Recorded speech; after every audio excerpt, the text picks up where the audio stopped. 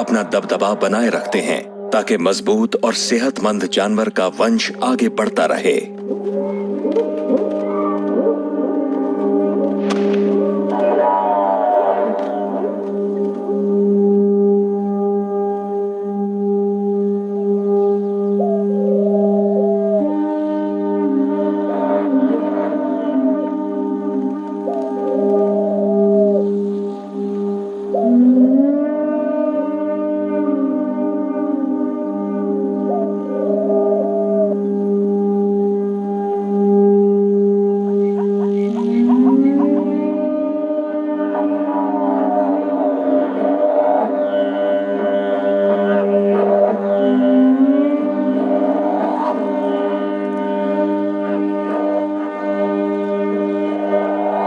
दूसरे अंगुलेट जानवरों की तरह ज़ेब्रास के खास दांत होते हैं और उनका कॉम्पाउंड स्टमक सिस्टम चेम्बर्स में बटा होता है ताकि वो खुराक को पचा सकें।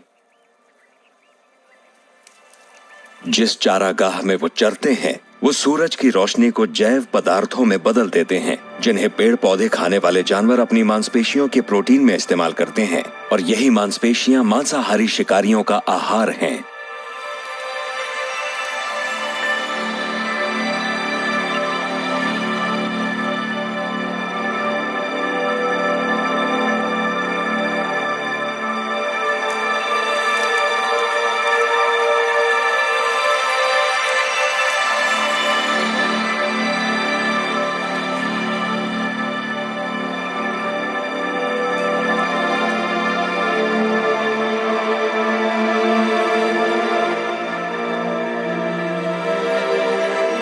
चीते के लिए ये खुला इलाका बिल्कुल सही है, हालांकि उसे शिकार में बहुत ज्यादा कामयाबी नहीं मिलती। कामयाबी सही शिकार चुनने पर निर्भर करती है। इन वयस्क एंटीलोप्स को डरने की जरूरत नहीं है। सवाना के इस तजुर्बेकार शिकारी का ध्यान बच्चों या किसी बीमार एंटीलोप पर है।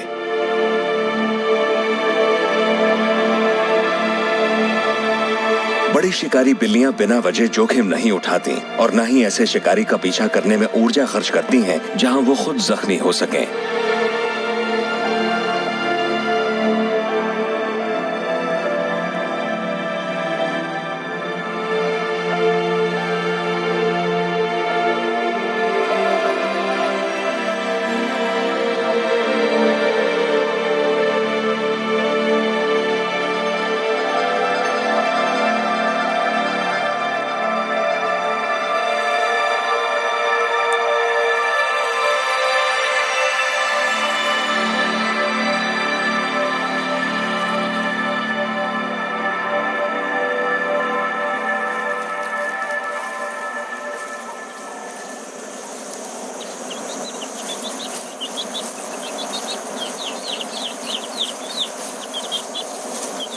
इटोशा के ये खुले मैदान तेज तर्रार जानवरों के साथ साथ लंबी दूरी तक दौड़ने वाले जानवरों का घर भी हैं।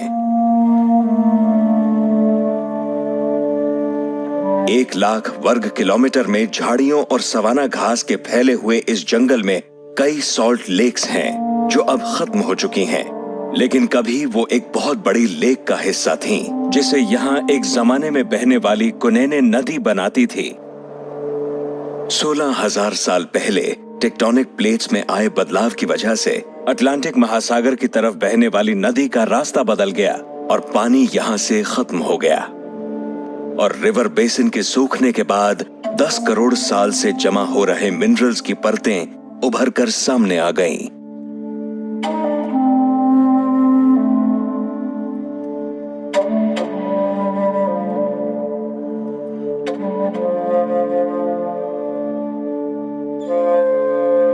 ओवाम्बो लोग इस इलाके में प्राचीन समय से रह रहे हैं। उनकी भाषा में इटोशा का मतलब होता है ग्रेट व्हाइट प्लेस। 5,000 वर्ग किलोमीटर में फैला इटोशा पैन अंतरिक्ष से साफ दिखाई देता है। नॉर्थ वेस्ट में बह रही उकुमा नदी से कुछ पानी मिलता है जो काफी नहीं होता। सिर्फ बारिश के मौसम में, वो भी खासकर भारी बारिश के सालों में, ग्रेट लेक सामने आती है। लेकिन इवेपोरेशन और नीचे वाटर टेबल में होने वाली फिल्ट्रेशन की वजह से जल्द ही ये इलाका दोबारा व्हाइट प्लेन में बदल जाता है।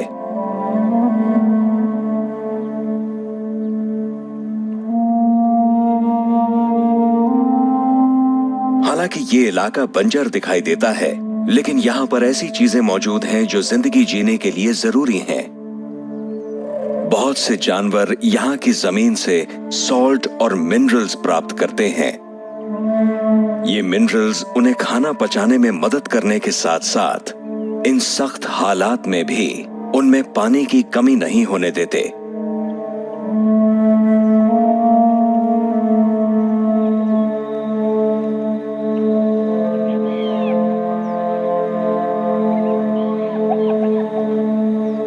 इन हालात में हर कोई जिंदा नहीं बचता और वो दूसरों का भोजन बन जाते हैं। मुर्दाखोर हमारे पर्यावरण के लिए जरूरी हैं। वो मुर्दा जानवरों को खाकर मांस को सड़ने नहीं देते और इससे फैलने वाले बैक्टीरिया को फैलने से रोकते हैं। खाना झुंड में अपने ओहदे के हिसाब से मिलता है और जब तक सब कुछ खत्म नहीं हो जाता, झुंड में जो सबसे ताकतवर होता है, मर्जी भी उसी की चलती है।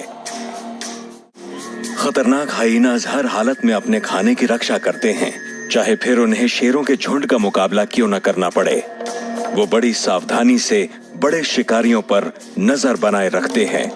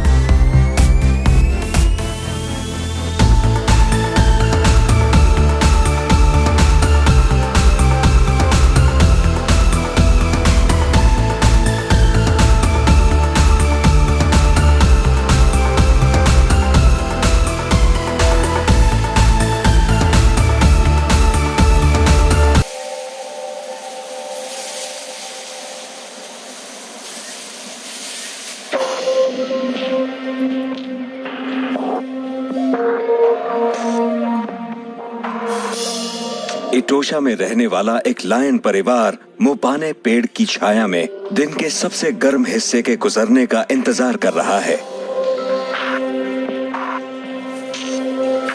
इटोशा रिजर्व में लगभग 200 लायंस सुरक्षित रहते हैं। यहाँ पर वो पालतू जानवरों से दूर हैं, इसीलिए ये इलाका लायंस के लिए सबसे खतरनाक शिकारी से बचे रहने की कुछ सुरक्षित जगहों में से एक है, और वो शिकारी है इंसान।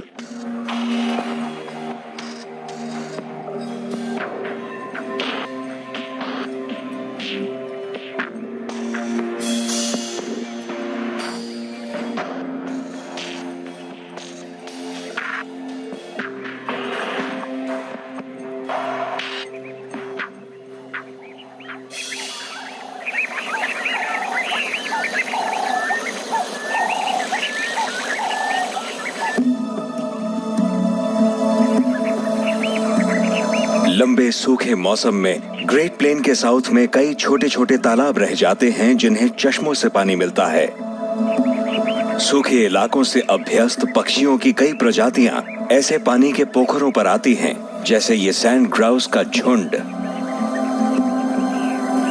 ये अपने बच्चों के लिए पानी और खाने की तलाश में रहते हैं और नामिब जैसे रेगिस्तान को पार करते हैं।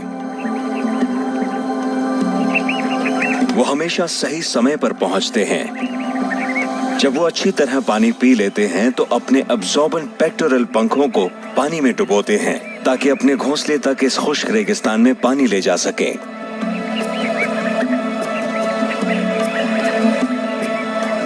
कई 100 प्रजातियां ऐसी पानी की जगहों के पास आती हैं।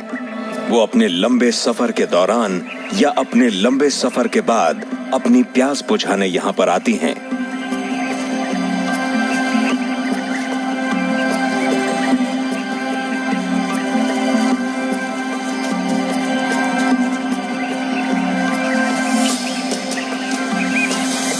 पानी के पास लगातार आने वाले जानवर लायंस के लिए फायदेमंद साबित होते हैं। वो जानते हैं कि कभी ना कभी हर जानवर को जिंदा रहने के लिए पानी तक पहुंचना ही होगा और उसे उनके पास से गुजरना पड़ेगा। तो शिकारियों को बस इंतजार करना है और दिन के बेहद गर्म समय में घात लगाकर उन पर हमला करना है।